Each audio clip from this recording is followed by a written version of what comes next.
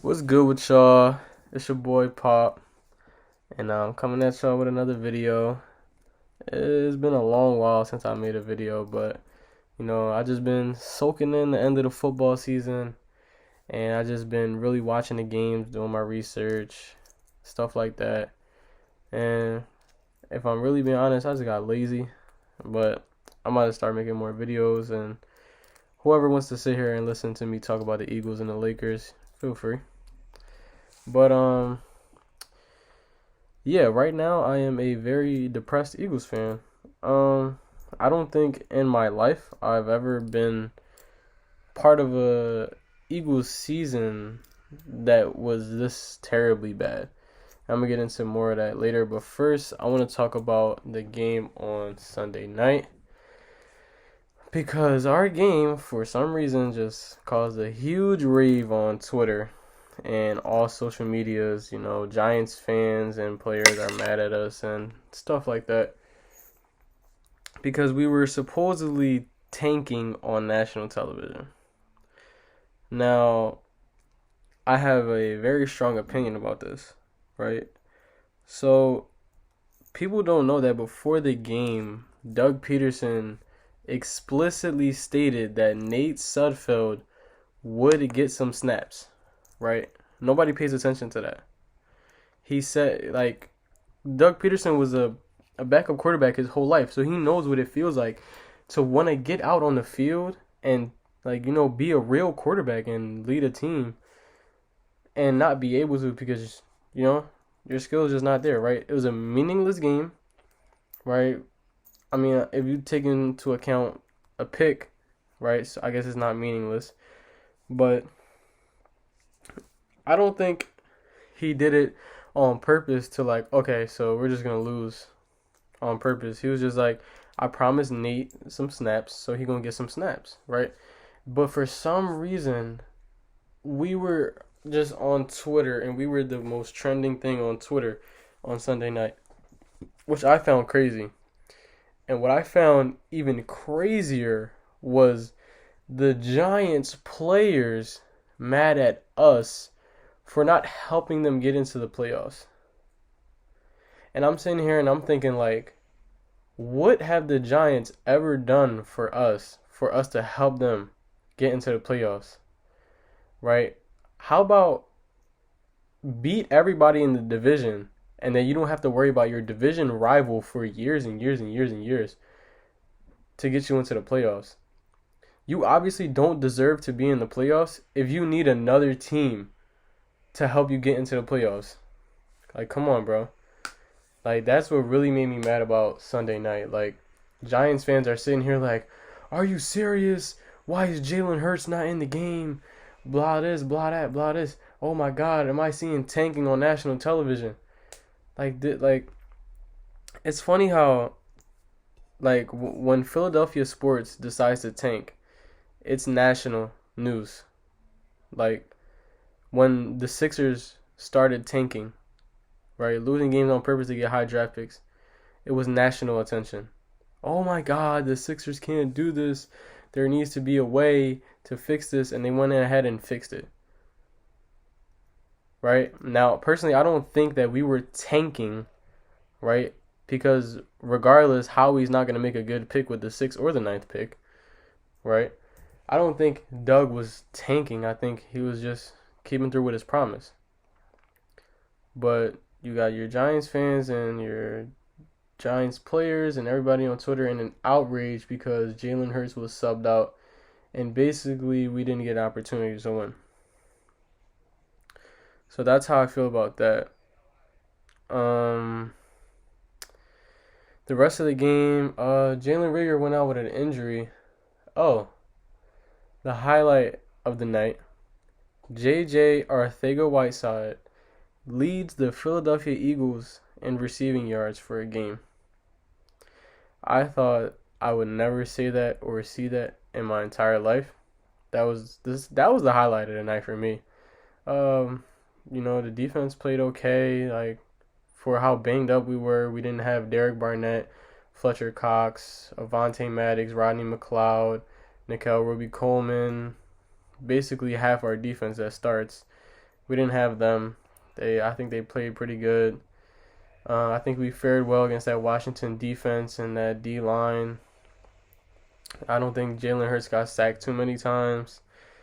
Um, Although he did deal with a lot of pressure during the game, that's just what the Washington defensive line is going to do. You know, when you have 6 first round picks on your D line, you better hope they get through to the quarterback.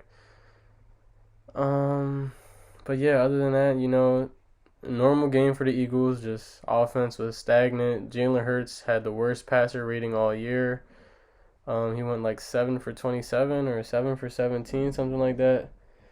But the bright spot was that he was pretty good on the ground. He found a way to get in the end zone, even though it wasn't working through the air, which I accept. Um, but yeah, it's a meaningless game, week 17 of like the worst season I've seen from an Eagles team in history. It's nothing really much to take out of that besides JJ Arcega-Whiteside playing pretty good.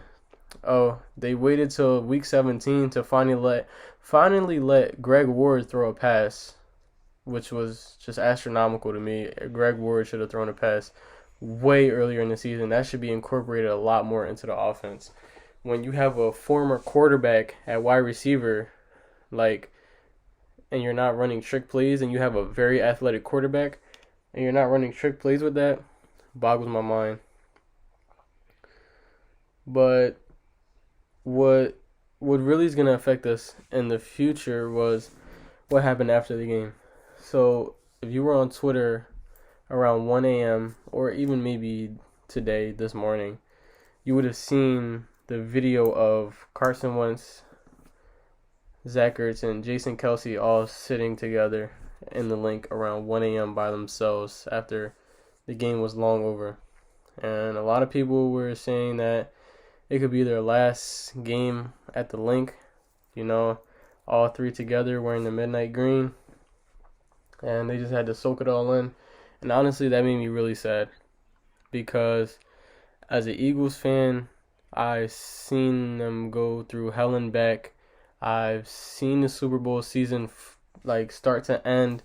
I remember I was at the link when we drafted Carson Wentz and how happy the fans were to draft him. We finally were getting ready to start a winning culture. Obviously we've always been winning, but we never got over the hunch, right? And we finally felt that when we traded up to draft Carson Wentz second in the draft, and he turned out to be a great pick for us. His rookie season, he was putting up crazy numbers, then came back and dominated, was an MVP candidate and stuff like that. And just to see this organization turn their back on him and this fan base, this disgraceful fan base turn their back on him and just forget what he did in his MVP season. Not a lot of quarterbacks go 11-2, throw 37 touchdowns with only around 7 interceptions. Only a couple people in the league that can do that. The people in the league that can do that are the names of Patrick Mahomes and Aaron Rodgers, right? Those are astronomical, out of this world numbers. And for people to just forget that he can do that because of one bad season, I'm not going to say it's a bad season, I'm going to say it was a terrible season. It's just crazy to me. And that's exactly my point of why I believe Carson should leave. We don't deserve Carson Wentz. Carson Wentz has done everything he could for this organization, right? Coming back early from an injury and things like that. Even still, keeping his head straight when the whole fan base is talking about Nick Foles.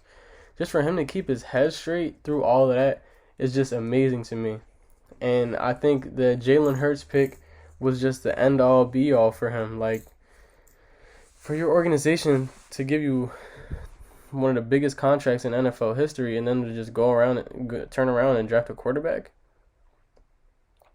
in the 2nd round, not the 6th round, not the 5th, not the 7th, the 2nd round is just crazy to me. At that point, I would be done too.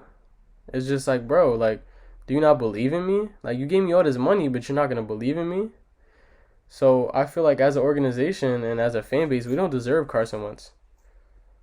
Now, I'm not gonna sit here and defend Carson and say he played like an MVP candidate this season. He played absolutely atrocious, and at one point, we thought he was the worst quarterback in the league. But I'm not gonna sit here and turn around and forget everything he's done for Philadelphia as a city, for the Philadelphia Eagles. How great of a person he is, how great of a teammate he is. We're not gonna forget that the offensive line, we had the most differentiated offensive line lineups, or however you want to call that, in NFL history. We've had 13 different offensive lines this season.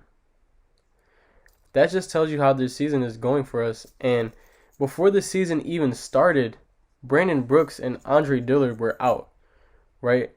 A top tier guard, offensive guard in the league, right? I say top tier, but I think he's the best. And our first round pick just out before the season even starts. Like, come on now. And then Lane Johnson to go down with an injury and be out for the whole year. That's three of five offensive line starters out for the whole year. The only two people who stayed solid for most of the year were Jason Kelce and Selmalo. So you can take that to a part with it. And how about Howie Roseman drafting Jalen Reagor instead of Justin Jefferson? That is the talk of the that was the talk of the town at the draft, and it should be the talk of the town now. Justin Jefferson just set the record for rookie receiving yards.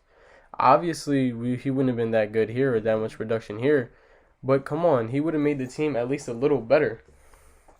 Him and Travis Fulgham would have been a hell of a duo. But we drafted Jalen Reagor, the unproven, fast, raw, not physical, but he's raw talent. And we don't have the developmental staff for raw talent. When Justin Jefferson magically fell into our lap at 21, that should have been snap of a finger pick. If you've seen, I don't know if you guys have seen this, but there's a video of the Vikings draft room when they found out that the Eagles took Jalen Reagor. That was the fastest I've ever seen someone try to draft someone. They were like, whoa, they took Jalen Reagor, Justin Jefferson right there. Because that was a smart pick. Howie always wants to do his own picks and things like that. Like, instead of making the actual smart choice. Like, we want to be a winning team so bad. We want to make the playoffs so bad, but we're taking raw talent. We don't have the time for raw talent. Anyway, I went on a little bit of a Howie rant. But I think after this season, obviously Doug and Howie are staying, but I feel like both of them should be gone, and we should just clean house. Whole new staff. I don't care who it is. New offensive coordinator, new defensive coordinator, new head coach, new general manager, new quarterback coach, all of that. But as you know, Jeffrey Lurie is scared to fire anybody or hold anybody accountable for that matter. So I've seen the reports that Doug and Howie will for sure be back next season. We will be on the hunt for a new defensive coordinator as Jim Schwartz resigned and said he was taking a year off. I don't know if that's because they told him he was going to get fired or if because he was just tired of this organization. So there's that about the front office. I've talked so much about the front office and said so many things about the front office that it's almost just like boring to me now because I've just said everything I could possibly say. This front office is terrible. They'll continue to be terrible. And, it's never going to change because the head honcho, Jeffrey Lurie, is just scared to hold anybody accountable. He makes relationships and friends, and business and relationships don't mix. Right? He's just got too many intimate relationships with people in the front office, and that's never gonna work. Howie should have been fired a long time ago. He hasn't drafted a Pro Bowler since Carson Wentz, and like, it's not like he hasn't had opportunities. Just gave an example: Jalen Rigger over Justin Jefferson, J.J. Arcega-Whiteside instead of DK Metcalf. It's just those are the two in recent memory that is just like he tried to draft the same position, to try to be smart, stuff like that, and he swung and missed. Right? He tried to hit a home run, but in reality it was a strike. He's made so many dumb decisions where Eagles fans are sitting here and saying like, oh, I think we should do this. It'll be better for the team. And it's just a consensus among the fan base. And he just goes and does the opposite. Throughout this video, I'm going to post some screenshots from Twitter that, can aid me in what I'm talking about. Here, right now, in the video, I'll probably have this tweet up from Twitter, basically explaining what I'm saying about how he goes against the fan base, just how every year in like a long time he's always picked like his own pick. Like the fan base wanted this guy and he picked somebody else. And it's not like I'm sitting here like, wow, Howie, I didn't think that would actually work and you made it work. No, he's picking people and it's just not working. Right. So next, I want to get into Zach Ertz. I think this season, our fan base has come to hate Zach Ertz. Mostly for his play. I don't think anybody hates Zach Ertz for his personality, because if you did, I would have a problem with you. Because he's just done everything he can for Philly. I mean, if you've seen the press conference of him crying, he really cares about this city and he really wants to be here, but the front office just hasn't made it work. They were talking about extensions 2-3 years ago, and they always never came to an agreement. And then now Howie's just messed with the cap space so much that it's almost impossible to give him an extension. He sit here and cried on a press conference talking about how he feels about Philly and how he loves Philly so much and how he misses the fans. But guess what? Howie would let a guy like that go, but will re-sign a guy like Alshon Jeffrey. Like, Zach Ertz has given his soul for this city. He's done everything he possibly can. And he's just got done wrong, just like Carson Wentz. They always find a way to do guys wrong who have done a lot for this city and want to be in this city and actually want to play here. So that situation is just mind-boggling to me. We're going to see where that goes. And now I just want to talk about the season in general. Even though I previously mentioned it in the beginning of the video, it's just the worst season I've ever seen as an Eagles fan. I don't remember being the laughing stock of the league ever in my time of being an Eagles fan.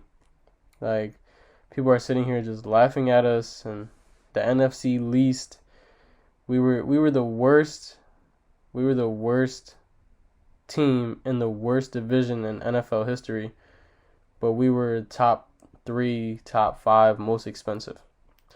That just shows you what kind of a GM Howie Roseman is, and it's just atrocious. This season, me and a lot of other Eagles fans that I talked to, we had high expectations. We thought we were going to build on what we did last year, but instead, everything just went left. Everything just went wrong. Everything that could possibly go wrong went wrong. And we just became the laughingstock of the league, and I don't know where our future is, because the way I see it, we're the worst team in the NFC East. We're not better than Washington, we're not better than New York, and we're not better than the Cowboys. And they all have better futures than us. So, I don't know where this team is going, where we're going to go from here, how we're going to build off of this, who we're going to hire, who we're going to sign, and at that, who we're going to draft. That's the next thing I was going to talk about.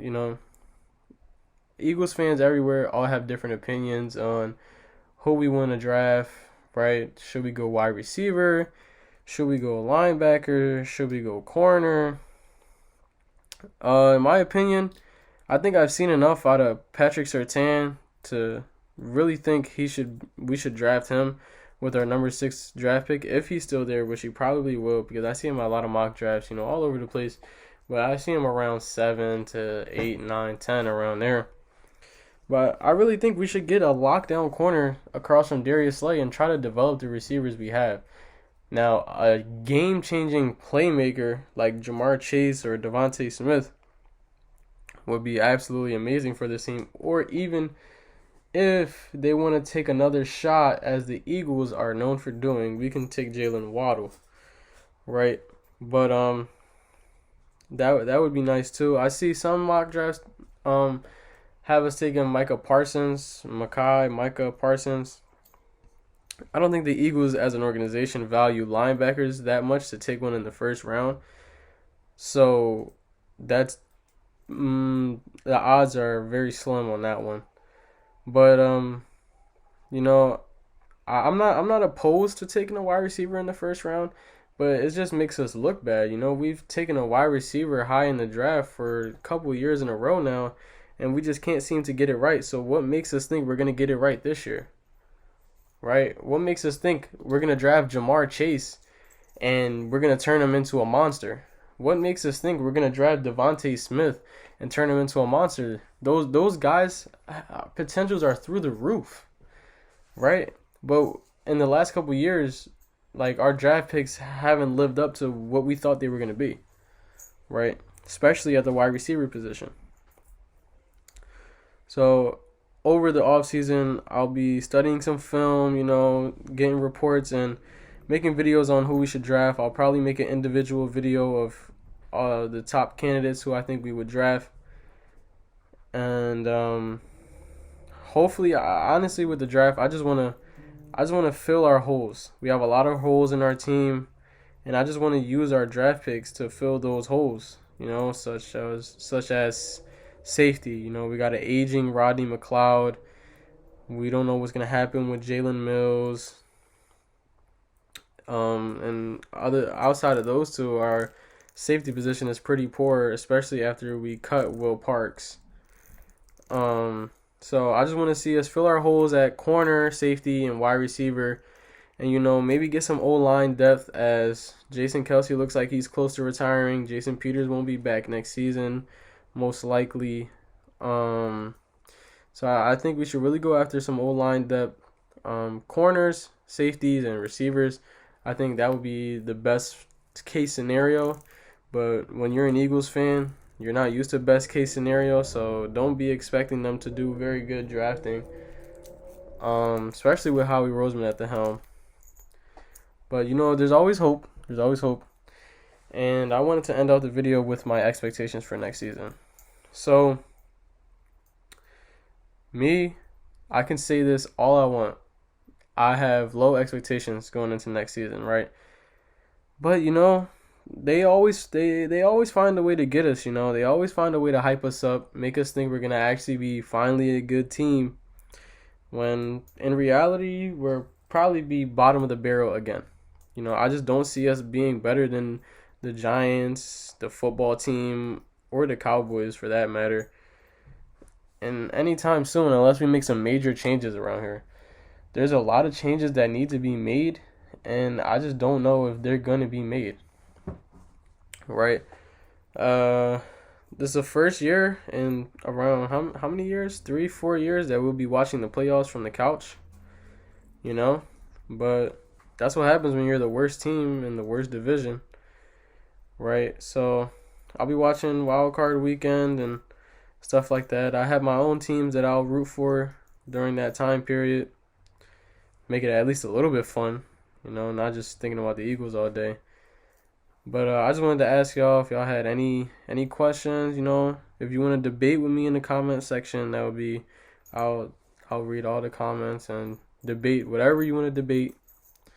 And a like, a comment, a share, a subscribe would be greatly appreciated. I'll start posting more. And yeah, it's your boy Pop. It's been real, and I'm out.